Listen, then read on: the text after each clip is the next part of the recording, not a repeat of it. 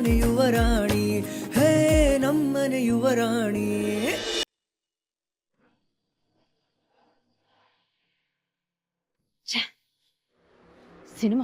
Cinema dialogue ಹೊಡಿತಾಳೆ. ನಾನು ಏನ್ ಕೆಲಸ ಮಾಡಕ್ ಹೋದ್ರು ಇವಳೇ ನನಗೆ ಅಡ್ಡ ಬರ್ತಾ ಇದ್ದಾಳೆ. ಮೊದಲು ಇವಳಿಗೆ ಏನಾದ್ರೂ ಒಂದು ದಾರಿ ಮಾಡ್ಬೇಕು.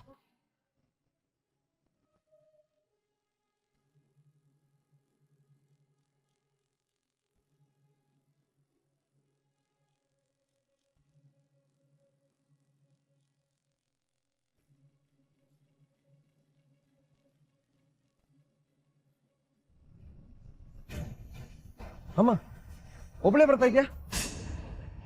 ಎಲ್ಲ ಅವಳು? ಎಲ್ಲಿ ಅಹಲ್ಯ? ರಜತ್, ಅಹಲ್ಯ ರಾಜ್ಗುರು ಮನೆತನದ ಕೋಟೆ ಒಳಗಿದಾಳ್ ಕಣ. ಅವಳನ್ನ ಕರ್ಕೊಂಬರೋದು ತುಂಬಾ ಕಷ್ಟ. ಏಯ್, ಶತ್ರುಗಳನ್ನ ಹೊಗಳ್ತಾ ಇದ್ಯಾ? ನಿನ್ ಕೈಲಾಗ್ಲಿಲ್ಲ, ಸೋತ್ ಬಂದಿದ್ಯಾ ಅಂತ ಹೇಳು. ಅದು ಬಿಟ್ಟು ಇಲ್ದಿರೋ ಕತೆಗಳನ್ನ ಹೊಡಿಬೇಡ. ಹಾಗಲ್ಲ ರಜತ್, ಮದ್ವೆ ಮನೇಲಿ 1000 ಜನ ಇದ್ದಾರೆ. ಏನಾದ್ರೂ ಹೆಚ್ಚು ಕಮ್ಮಿ ಆದ್ರೆ ಏನಾಗುತ್ತೆ? ಏನಾಗತ್ತೆ? ಹೇಳ್ಕೊಂಡ್ ಬಂದ್ರೆ ಅವಳು ನನ್ ಕಾಲ್ ಕೆಳಗ್ ಬಿದ್ದಿರ್ತಾಳೆ. ಬರ್ದೆ ಗಲಾಟೆ ಆದ್ರೆ ಮದ್ವೆ ನಿಲ್ಲೋ ಹಾಗೆ ದೊಂಬಿ ಎಬ್ಬಿಸ್ತೀನಿ. ರಾಜ್ಗುರು ಮನೆತನದ ಗೌರವನ ನೆಲಸಮ ಮಾಡ್ತೀನಿ. ರಜತ್, ಬೇಡ ಕಣೋ, ನನ್ ಮಾತ್ ಕೇಳು, ದುಡುಕ್ಬೇಡ. ಸರಿ ಅಮ್ಮ. ರಜತ್,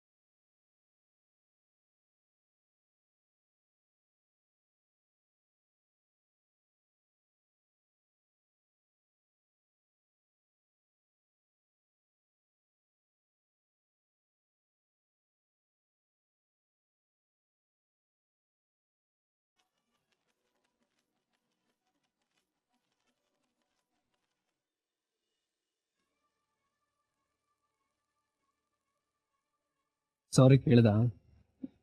ಇನ್ನೂ ಇಲ್ಲ. ಇನ್ನು ಯಾಕೆ ಮೀನಾಮೇಶ ಎಣಿಸ್ತಾ ಇದ್ಯಾ? ಕೇಳೋದಲ್ವಾ? ಅದ್ ಬಿಡು, ಜೋಡಿ ಎಷ್ಟ್ ಚೆನ್ನಾಗಿ ಕಾಣಿಸ್ತಿದೆ ಅಲ್ವಾ? ನನ್ ದೃಷ್ಟಿನೇ ತಾಗ್ಬಿಡುತ್ತೆ. ಥೂ ಥೂ ಥೂ, ಯಾವ ದೃಷ್ಟಿನೋ ನನ್ನ ಅಣ್ಣ ಅತ್ತಿಗೆಗೆ ತಾಕ್ಬಾರ್ದು.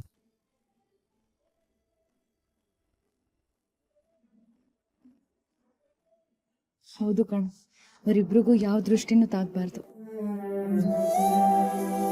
ಜೋಡಿ ಎಷ್ಟು ಚೆನ್ನಾಗಿದೆ ಅಲ್ವಾ? ಸೂಪರ್ ಆಗಿದೆ.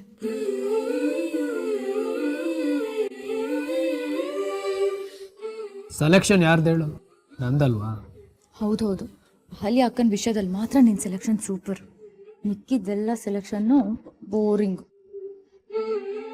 ಬೋರಿಂಗ್ ಅಲ್ಲ, ಹೊಟ್ಟೆ ಒಳಗಡೆ ಬರ್ನಿಂಗ್ ಅನ್ನ ಬಂದ್ಬಿಟ್ಲು.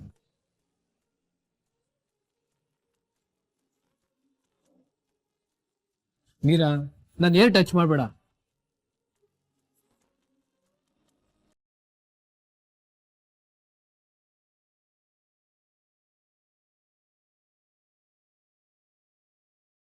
ಅದ್ಬಿಡು, ಸಾಕುಗೆ ಮದ್ವೆ ಆಗಿದ್ 1 ವರ್ಷಕ್ಕೆ ನಿನಗ್ ವಾಲ್ಗ ಊದ್ಸ್ಬಿಡ್ತೀನಿ ಅಂದಿದ್ದಾನಲ್ಲ, ಎಂತ ಹುಡುಗಿ ಬೇಕು? ಏ ಈಗ್ಲೇ ನನ್ನ ಮದ್ವೆಗೆ ಅವಸರ ಇಲ್ಲ.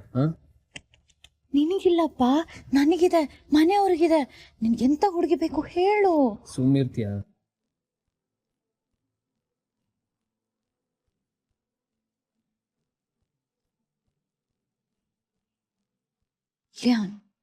ಯಾನಿ ಎಂತ ಹುಡುಗಿ ಬೇಕು ಹೇಳು. ಪ್ಲೀಸ್ ಸುಮ್ನಿರೆ.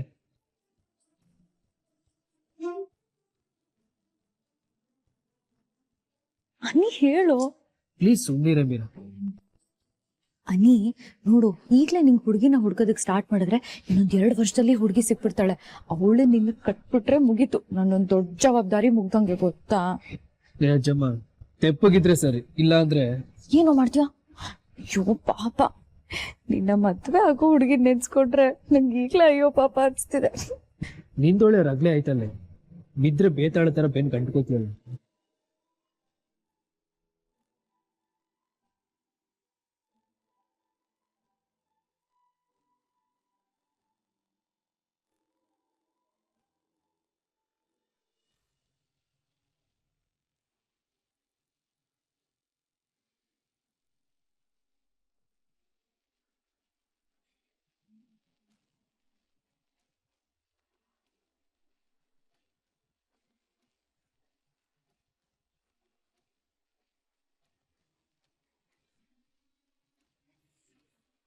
ಅನಿ ಅನಿ ಏನಾಯ್ತು?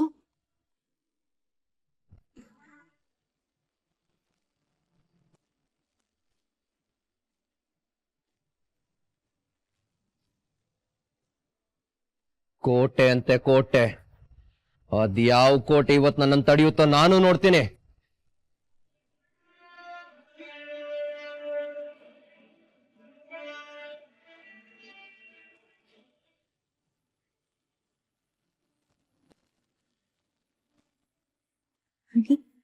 ಇವ್ನು ಯಾಕೆ ಗೊತ್ತಿದ್ದ ನಿನಗೆ?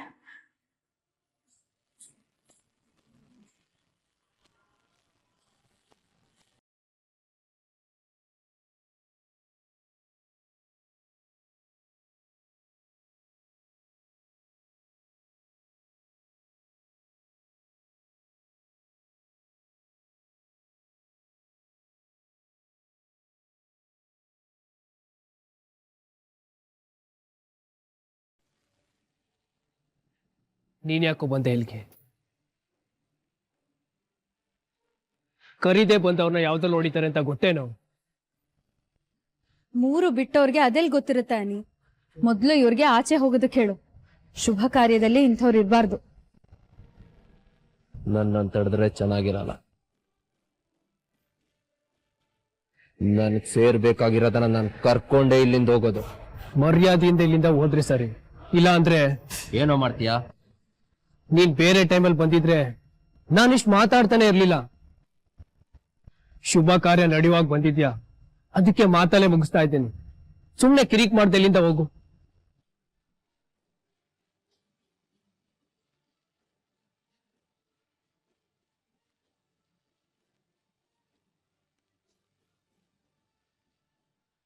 ಬಿಡೋ ಬಿಡೋ ಬಿಡೋ, ತಲೆ ಕೆಟ್ರೆ ನಾನ್ ಮನ್ಸನೇ ಅಲ್ಲ. ಯಾರೋ ನಿನ್ನ ಮಂಚ ಅಂದಿದ್ದು? ನಿನ್ನ ಮಂಚ ಅಂದವನ್ಗೆ ಬುದ್ಧಿ ಇಲ್ಲೋ?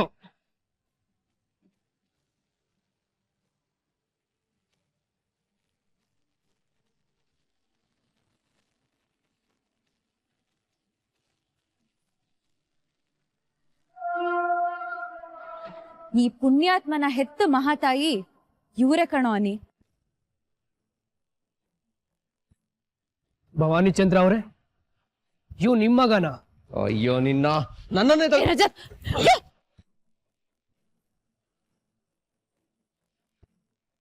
ಬೀದಿಲ್ ನಿಂತು ಹೊಡೆದಾಡೋದು, ಜಗಳ ಆಡೋದು ನಮ್ ಸಂಸ್ಕಾರ ಅಲ್ಲ.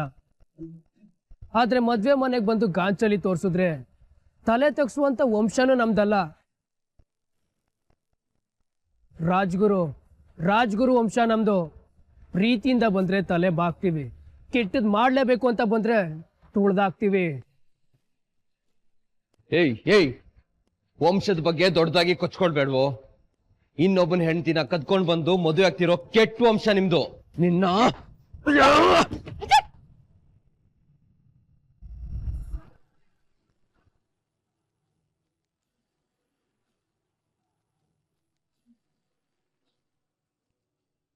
ಹೆಂಡ್ತಿನ?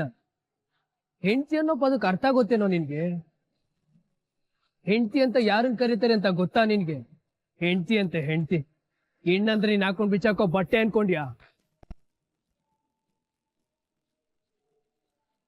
ಬಲವಂತವಾಗಿ ಹೆಣ್ಣನ್ನ ಪಡ್ಕೋಬೇಕು ಅಂತಿದ್ದ ರಾವಣನೇ ನಾಶ ಆದ.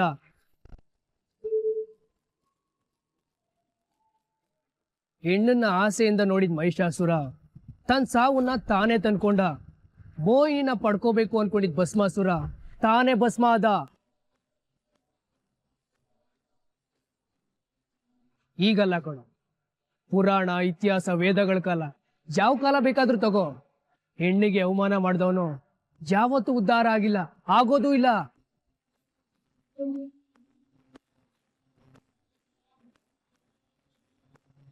ಹೆಣ್ಣನ್ನ ಹೀನಾಯವಾಗಿ ಅವಮಾನಿಸಿ ಕೆಟ್ಟು ದೃಷ್ಟಿಯಿಂದ ನೋಡಿದ ಕೌರವ ತನ್ನ 100 ಜನ ತಮ್ಮಂದ್ರ ಜೊತೆ ಸಮಾಧಿ ಆದ.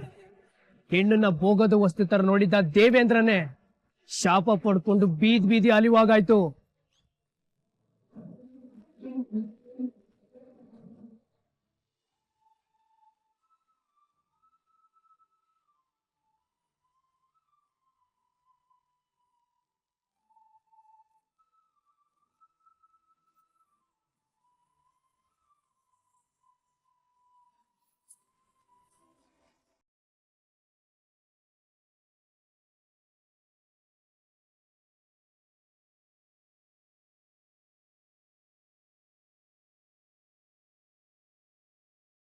ಹೆಣ್ಣನ್ನ ಹೀನಾಯವಾಗಿ ಅವಮಾನಿಸಿ ಕೆಟ್ಟು ದೃಷ್ಟಿಯಿಂದ ನೋಡಿದ ಕೌರವ ತನ್ನ 100 ಜನ ತಮ್ಮಂದ್ರ ಜೊತೆ ಸಮಾಧಿ ಆದ.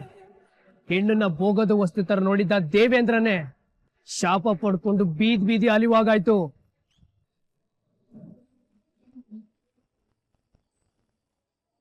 ಇದಕ್ಕಿಂತ ನಿಮಗಿನ್ಯಾರು ಹೇಳೋದಕ್ ಬರೋದಿಲ್ಲ. ಇದಕ್ಕೂ ಮೀರಿ ನೀವೇನಾದ್ರೂ ಆಟ ಆಡಿದ್ರೆ ಎಲ್ರೂ ಅವ್ರ ಕೈಯಲ್ಲಿ ಕಾಲಲ್ಲಿ ಇರೋದನ್ನ ತಗೊಂಡು ನಿಮಗ್ ಹಾಗೆ ಬಾರಿಸ್ತಾರೆ. ಹೇ, ಈ ಸಿನಿಮಾ ಡೈಲಾಗ್ ಎಲ್ಲ ನಿನ್ನ ಹತ್ರನೇ ಇಟ್ಕೊಳ್ಳೆ. ಭವಾನಿ ಅವ್ರೆ, ಬೆರಳು ಮಾಡಿ ಮಾತಾಡಕ್ಕಿಂತ ಮೊದ್ಲು ಅವಳು ಯಾರು ಅನ್ನೋದನ್ನ ಮರಿಬೇಡಿ.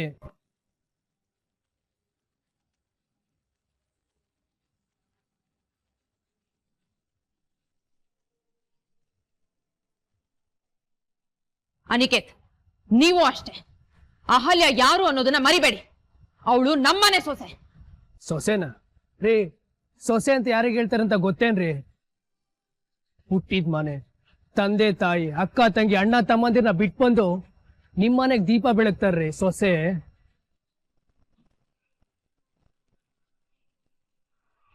ನೀವೆತ್ ಮಗನ್ನ ನಿಮ್ ನಂತರ ತಾಯಾಗಿ ಸಾಕ್ತಾರೆ ಆ ಸೊಸೆ. ಪ್ರೇಮಿಯಾಗಿ ಪ್ರೀತಿಸ್ತಾಳೆ, ಹೆಂಡತಿಯಾಗಿ ನೀವು ವಂಶನ ಉದ್ಧಾರ ಮಾಡ್ತಾಳೆ, ನಿಮ್ ಮನೆನ ಬೆಳಗ್ತಾಳೆ. ಅವಳಿಗ್ರಿ ಸೊಸೆ ಅನ್ನೋದು. ಸೊಸೆನ ಕೆಲ್ಸದವಳ ತರ ನೋಡೋ ಅತ್ತೆ ಯಾವತ್ತಿದ್ರು ಕತ್ತೆನೇ ಆಗ್ತಾಳೆ. ನಿಮ್ ಮನೆಗ್ ಬರೋ ಸೊಸೆನ ಪ್ರೀತಿ, ವಿಶ್ವಾಸ, ಗೌರವ ಕೊಟ್ಟು ಕಾಪಾಡಿದ್ರೆ ನಿಮ್ಮನ್ನ ತಲೆ ಮೇಲೆ ಇಟ್ಟು ಮರೆಸ್ತಾಳೆ. ನಾಳೆ ದಿನ ಕಾಯಿಲೆ ಬಿದ್ದು ನೀವು ಮೂಲೆ ಸೇರ್ಕೊಂಡ್ರೆ ನಿಮ್ಗೆ ಅನ್ನ ತಿನ್ಸೋದಕ್ಕೆ ನಿಮ್ ಮಗಳು ಬರಲ್ಲ. ಇಲ್ಲಿದ್ದಲ್ಲ ನಿಮ್ ಮಗ, ಅವನು ಬರಲ್ಲ. ಬರೋದ್ ನಿಮ್ ಸೊಸೆನೆ. ಸೊಸೆ ಅನ್ಬಿಟ್ರೆ ಆಗಲ್ಲ ಕಣ್ರಿ. ಮನೆಗ್ ಬರೋ ಸೊಸೆನ ರಪ್ಪೆ ತರ ನೋಡ್ಕೋಬೇಕು. ನಿಮ್ ಮಗ ದಾರಿ ತಪ್ಪಿ ಹೆಣ್ಮಕ್ಳನ್ನ ಭೋಗದೊಸ್ತು ತರ ನೋಡ್ತಿದ್ದಾನೆ ಅಂದಾಗ್ಲೇ ಕಾಲಲ್ಲಿರೋದು ಅಥವಾ ಮೂಲಲ್ಲಿರೋ ಪೊರ್ಕಿನ ತಗೊಂಡು ಹೊಡೆದು ಬುದ್ಧಿ ಕಲ್ಸಿದ್ರೆ ಇವತ್ತಿಗೆ ನೆಟ್ಟಿಗಾಗಿರ್ತಿದ್ದ. ಇವನನ್ನ ಸರಿ ದಾರಿಗೆ ತರೋದಕ್ಕೆ ಅಮಾಯಕ ಹಳ್ಳಿ ಹುಡುಗಿನ ಇವನಿಗೆ ಹೆಂಡತಿಯಾಗಿ ಕಟ್ಟೋದಕ್ಕೆ ನೋಡಿದ್ರಲ್ಲ, ಛೇ. ಏಯ್, ನಿನ್ನ ಬಾಸ್ನ ಕೇಳೋದಕ್ಕೆ ನಾವಿಲ್ಲಿಗೆ ಬಂದಿಲ್ಲ. ಅಫಿಷಿಯಲ್ ಆಗಿ ಅವಳು ನನ್ನ ಹೆಂಡತಿ. ನನಗೆ ಹೇಗ್ ಬೇಕೋ ಹಾಗಿರ್ತೀನಿ. ಅದು ನನ್ನ ಇಷ್ಟ ಕಣಲೆ. ಅವಳು ನನ್ನ ಹೆಂಡತಿ, ನನಗ್ ಬೇಕು ಅಷ್ಟೇ. ಇಲ್ಲ ಅಂದ್ರೆ ಪೊಲೀಸ್ನ ಕರ್ಕೊ ಬರ್ತೀನಿ. ಹೇಯ್, ಇಷ್ಟೊತ್ತು ಅನಿಕೇತು ಪ್ರೀತಿಯಿಂದ ನಿಮ್ಗೆ ಬುದ್ಧಿ ಮಾತು ಹೇಳಿದಾನೆ. ಆ ಬುದ್ಧಿ ಮಾತು ಅರ್ಥ ಆಗ್ಲಿಲ್ಲ ಅಂದ್ರೆ ಹೇಳಿ, ನಿಮ್ಗೆ ಹೇಗ್ ಬೇಕೋ ಹಾಗೆ ಹೇಳ್ತೀನಿ. ಏನ್ರಿ ಕೇಸ್ ಕೊಡೋದು ನೀವು? ಯಾವ ಪೊಲೀಸ್ ಕಂಪ್ಲೇಂಟ್ ಕೊಡ್ತೀರಾ? ಮದ್ವೆ ಆಗಿದ್ 3 ಗಂಟೆಗೆ ನಿಮ್ ಮದ್ವೆ ಮುರಿದ್ ಬಿತ್ತು ಅಂತ ಪೊಲೀಸ್ ಗೊತ್ತಾದ್ರೆ ಅದೇ ಪೊಲೀಸರು ಲಾಠಿ ಬೂಟು ತಗೊಂಡು ನಿಮ್ನ ಒದ್ದು ಒಳಗ್ ಹಾಕ್ತಾರೆ. ನೀವಿಬ್ರು 3 ವರ್ಷ ದೂರ ಇದ್ದೀರಾ ಅಂತ ಕಾನೂನು ಗೊತ್ತಾದ್ರೆ ಸಾಕು, ಆ ಮದ್ವೆ ಅಂತಾನೆ ಅನ್ಸ್ಕೊಳಲ್ಲ. ನಿಮ್ಮಂಥ ಸೈಕೋ ಬಗ್ಗೆ ಪೊಲೀಸ್ ಕಂಪ್ಲೇಂಟ್ ಕೊಟ್ರೆ ಸಾಕು. ಬರೀ ನೀವಷ್ಟೇ ಅಲ್ಲ, ನಿಮ್ಮಮ್ಮನೂ ಜೈಲಿಗೆ ಹೋಗ್ತಾರೆ.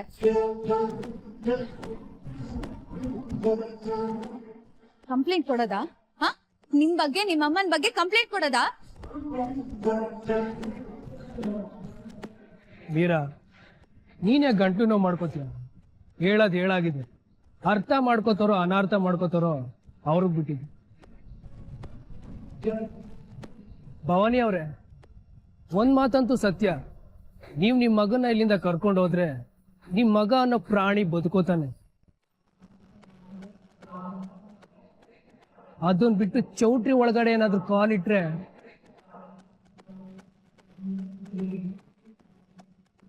ಒತ್ಕೊಂಡು ಹೋಗೋದಕ್ಕೆ 4 ಜನನ ನೀವೇ ರೆಡಿ ಮಾಡ್ಕೊಳ್ಳಿ.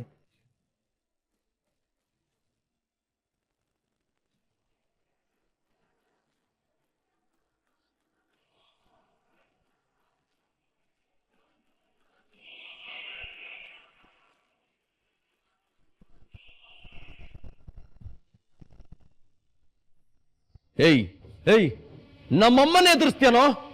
ನಮ್ಮಮ್ಮನ ಎದುರಿಸ್ತೀಯ ನಿನ್ನ? ರಜತ್, ನನ್ ಮಾತ್ ಕೇಳ. ದುಡುಕ್ ಬೇಡ್ವೋ, ನಿಂತ್ಕೋ. ಮಿಸಸ್ ಭವಾನಿ ಚಂದ್ರ ಅವರೇ, ನಿಮ್ ಜೊತೆ ನಾವು ಮಾಡ್ಕೊಂಡಿರೋ ಬಿಸ್ನೆಸ್ ಒಪ್ಪಂದದ ಬಗ್ಗೆ ನಾವು ಒಂದ್ಸಲ ಥಿಂಕ್ ಮಾಡ್ಬೇಕಾಗುತ್ತೆ.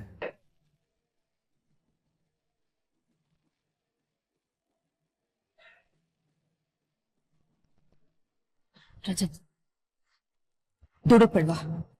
ಅರ್ಥ ಮಾಡ್ಕೋ. ಏನಮ್ಮ ದುಡ್ಕೋದು? ನನ್ನ ಹೆಂಡತಿನ ನಾನ್ ಕರ್ಕೊಂಡು ಹೋಗೋಕೆ ಇವ್ರ ಮನೆ ಪರ್ಮಿಷನ್ ತಗೋಬೇಕಾ? ನಿನ್ನ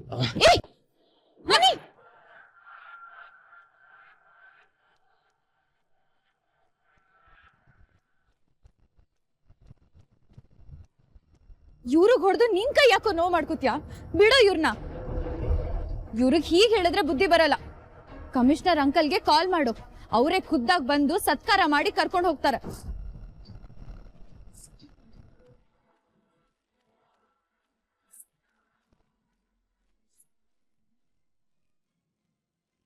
ಹೇ ರಜತ್, ಅರ್ಥ ಮಾಡ್ಕೊಳ್ಳೋ. ಈ ಕೇಸು ಕಮಿಷನರ್ ತನಕ ಹೋಗ್ತಾ ಇದೆ. ಎಸ್ಐಗಳ ಜೊತೆ ನಿನ್ ಕೇಸ್ ಬಗ್ಗೆ ಪರದಾಡ್ತಾ ಇದ್ದೀನಿ ನಾನು. ಇನ್ನು ಕಮಿಷನರ್ ಲೆವೆಲ್ಗೆ ಹೋದ್ರೆ ಬಾ ನನ್ನ ಜೊತೆ. ಬಾರು. ಏಯ್, ಸುಮ್ನೆ ಬಿಡಲ್ಲ ಕಣೋ ನಿನ್ನ, ಸುಮ್ನೆ ಬಿಡಲ್ಲ. ಬಾರು. ನಾನಂತೂ ನಿನ್ ತಂಟೆಗೆ ಬರಲ್ಲ. ನೀನೇನಾದ್ರೂ ನನ್ನ ತಂಟೆಗೆ ಬಂದ್ರೆ ನಿನ್ ಗತಿ ನೆಟ್ಟಗಿರಲ್ಲ. ಹೌದು, ನಿನ್ನ ಸುಮ್ನೆ ಬಿಡಲ್ಲ, ನಿಮ್ನ ಸುಮ್ನೆ ಬಿಡಲ್ಲ. ಬಾರು. ಈ ದ್ವೇಷ ಇಲ್ಲಿಗೆ ನಿಲ್ಲಲ್ಲ. ನಿಮ್ಮಲ್ಲಿ ಯಾರನ್ನಾದ್ರೂ ಏಯ್, ನೀನ್ ನನ್ನ ಫ್ಯಾಮಿಲಿ ಮೆಂಬರ್ಸ್ನ ಮುಟ್ಟೋದು ದೂರದ ಮಾತ್ಕಣೋ. ಅವ್ರನ್ನ ಕಣ್ಣಿಂದ ನೋಡಿದ್ರು ನಿನ್ ಕಣ್ಗುಡ್ಡೆ ಕಿತ್ತಾಕ್ಬಿಡ್ತೀನಿ. ಬಾರು, ನಾ ಹೇಳ್ತಾ ಇದೀನಿ ತಾನೆ. ಬಾರು. ಓಡೋಣ ಮೀರಾ.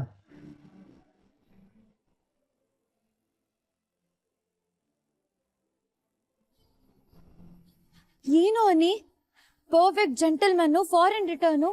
ಈ ಫೆಲೋಗೆ ಕೋಪನೆ ಬರಲ್ಲ, ಬೇರೆಯವ್ರ ಜೊತೆ ಜಗಳ ಮಾಡೋದಕ್ ಬರಲ್ಲ ಅಂತೆಲ್ಲ ಅನ್ಕೊಂಡಿದ್ದೆ. ನೀನ್ ಒಳ್ಳೆ ಮಾಸ್ ಸಿನಿಮಾ ಹೀರೋ ತರ ಡೈಲಾಗ್ ಮೇಲ್ ಡೈಲಾಗ್ ಹೊಡಿತಾನೆ ಇದೆಯಲ್ಲೋ. ಅಮ್ಮ ಹೀರೋಯಿನ್, ನಾನು ಯಾವ ಸಿನಿಮಾ ಡೈಲಾಗು ಹೊಡೆದಿಲ್ಲ. ನಾನು ಏನ್ ಮಾಡ್ತಾ ಇದ್ದೀನಿ ಅಂತ ಅವ್ನಿಗೆ ಅರ್ಥ ಮಾಡಿಸ್ದೆ. ಬಾ ಹೋಗೋಣ. ಅನಿ, ಈ ಫಿಲ್ಮ್ಗಳಲ್ಲಿ ವಿಲನ್ ಇಂದ ಹೀರೋಯಿನ್ ಸೇವ್ ಮಾಡ್ಕೊಂಡು ಕೈ ಹಿಡ್ಕೊಂಡು ಹೀಗೆ ಅಲ್ವನೋ ಕರ್ಕೊಂಡು ಹೋಗೋದು? ಅಂದ್ರೆ ನೀನ್ ಹೀರೋಯಿನ್ ಮುಖ ನೋಡ್ಕೊಂಡಿದ್ಯ? ನೀನ್ ಹೀರೋ ಅಂದೆ ಕಣೋ ಅನಿ. ಬಾರು. ಬಿಡಮ್ಮ, ಅವ್ರಿಗೆ ಹೆದರ್ಕೊಂಡು ನಾನ್ ಬರಲ್ಲ. ನನ್ಗವಳು ಬೇಕು, ನನ್ಗೆ ಅಹಲ್ಯ ಬೇಕು. ರಜತ್, ನಾನು ಹೇಳೋದನ್ನ ಸರಿಯಾಗಿ ಕೇಳಿಸ್ಕೊ. ಇದು ದುರ್ಗ ಅಲ್ಲ, ಬೆಂಗಳೂರು ಕಣ. ದುರ್ಗದಲ್ಲಿ ನಮ್ಗೆ ಕಾಂಜಿ ಪಿಂಜು ಜನರು ಎದುರಾಗ್ತಾ ಇದ್ರಲ್ಲ, ಆ ರೀತಿ ಅಲ್ಲ ಇವ್ರು. ಇವ್ರಿಗೆ ಇನ್ಫ್ಲೂಯೆನ್ಸ್ ಇದೆ. ಇವ್ರ ಮನಸ್ಸು ಮಾಡಿದ್ರೆ ನಾವು ಇದೀವಿ ಅನ್ನೋದನ್ನೇ ಮರೆಸು ಬಿಡ್ತಾರೆ. ನಾನು ಹೇಳೋದನ್ನ ಕೇಳಿಸ್ಕೊ. ಯಾವತ್ತೂ ಸಿಂಹನ ಎದುರುಗಡೆಯಿಂದ ಅಟ್ಯಾಕ್ ಮಾಡೋಕ್ಕಾಗಲ್ಲ. ಒಂದ ಹಿಂದ್ಗಡೆಯಿಂದ ಅಟ್ಯಾಕ್ ಮಾಡ್ಬೇಕು, ಇಲ್ಲ ಮೋಸದಿಂದ ಹೊಡಿಬೇಕು. ಇವ್ರನ್ನ ಹೇಗ್ ಹೊಡಿಬೇಕು ಅಂತ ನನಗೆ ಚೆನ್ನಾಗ್ ಗೊತ್ತಿದೆ. ನನ್ ಮಾತ್ ಕೇಳ, ಈಗ ನಡಿ.